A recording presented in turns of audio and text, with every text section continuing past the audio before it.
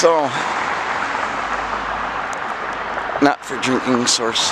That's just seems to be a radio communications tower. That's what allows us to listen to our emergency scanner here. This is the old Saint Clair Inn. So this guy named Don owned the Saint Clair Inn and the Thomas Edison Inn in Port Huron. He eventually sold the Saint Clair Inn and then the Thomas Edison Inn, and now that's a DoubleTree by whatever, Hilton. They still kept some of the feel in the main entrance and stuff, but they modernized it. It used to be this kind of a classic sort of mansion type of deal. And so they're similar in style. They were built around the same time. Don has to have died years ago by now. This was, I think, 2004 is when he sold the Thomas Edison Inn. I'm not really sure.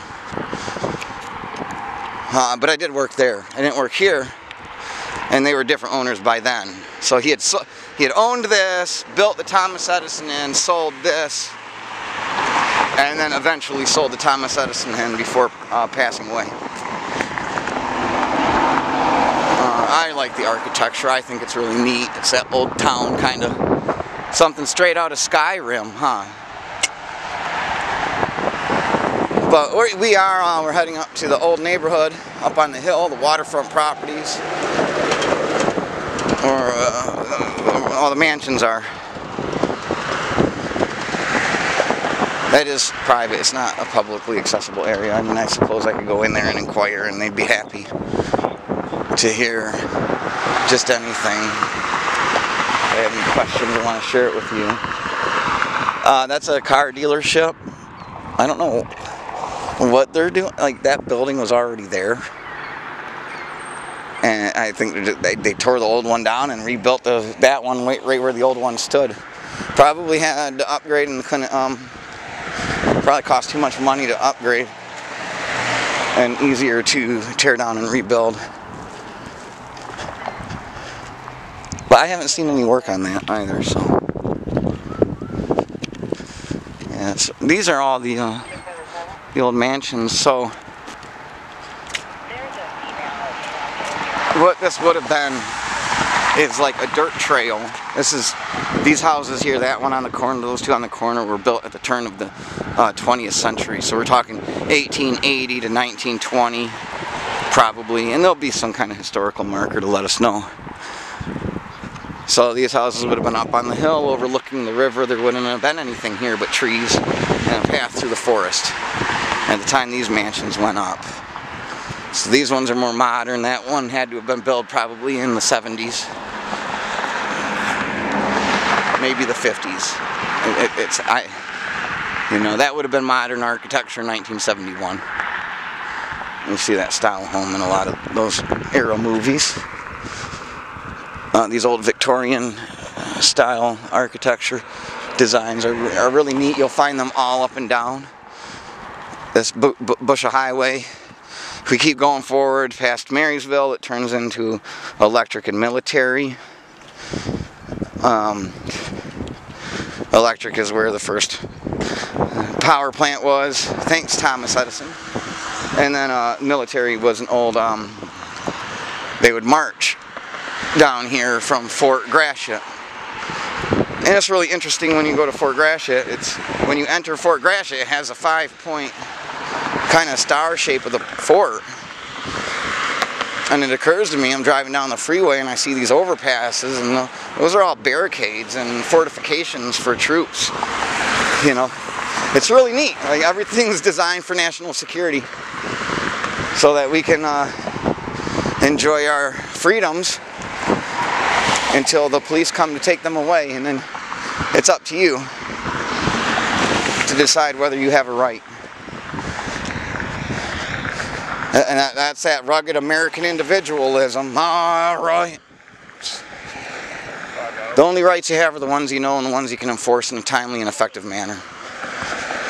There's certain rights secured, but they want to test you. It's called a trial. Every time you're in trial, or you go to traffic court, or you're charged with some kind of possession, or anytime you're in court, it's a it's a test to see if you know your rights. So the statement, "I know my rights," doesn't mean anything. That's vague and ambiguous. They can't enforce whatever you think your rights are. You have to be able to articulate it, just like they have to articulate the crime they suspect you of. You're required to articulate the right you believe you're engaged in. And if there's a disagreement, that's why we have courts. We don't need shackles and we don't need dungeons for those kinds of civil discourse. Before radio and television, they had court days. And the circuit court would come through on their circuit. It'd be 3 judges, and they'd hear the cases that couldn't be settled by the district, the sitting magistrate, or the high crimes and misdemeanors, right? So people didn't have radio and TV. They would go to court, and they would hold court on the square where the courthouse is. The last hanging in America, I believe it was 1939, it could be 1933, in Kentucky. And everybody showed up to watch, because that's American culture. We like watching people being killed by our government. That's your heritage. So we don't need people hung at the nearest busy intersection from the neck until dead these days. We don't need torture chains and shackles.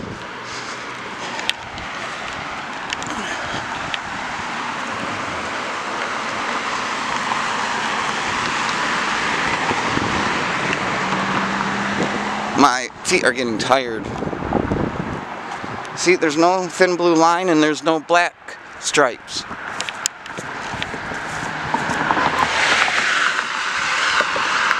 Here, it's the same. And the blue belongs up there where the stars are. And then when you hang that flag from a podium, the blue goes on top, just like it is now. It doesn't go down one of the white lines after you turn the red lines black.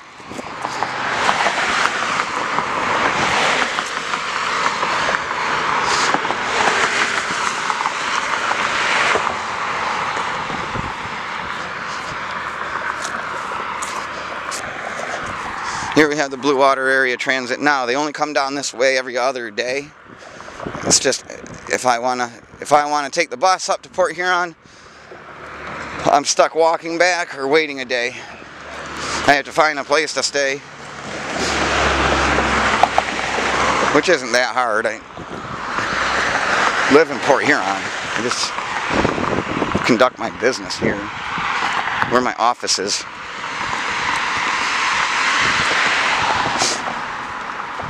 There's another one. See, that's Old Glory. There ain't no thin blue line in America.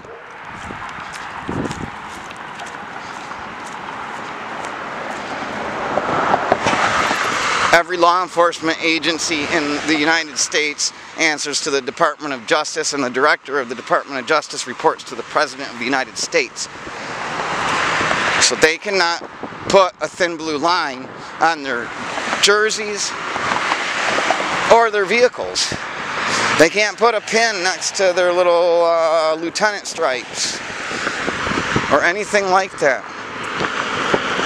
They can do whatever they want when they're off duty, just like me and you. But they swore an oath to protect and uphold the Constitution and the law of the land. And the United States flag code is the law of the land.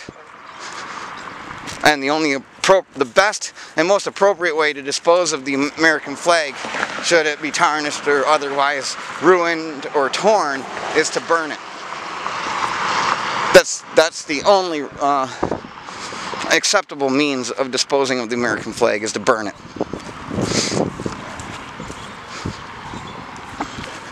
So people are mixed up. The flag code is pretty simple. And it says no coverings. Don't put any emblem, insignia, or coverings over the flag.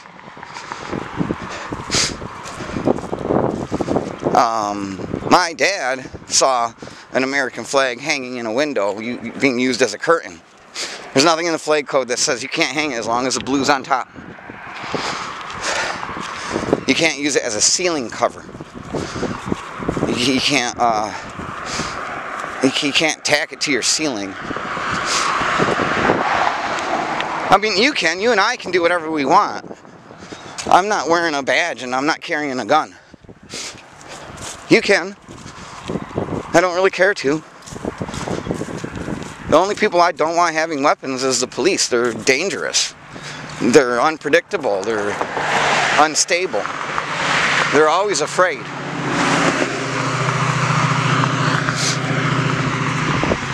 And that's Terry v. Ohio. Right, Chile?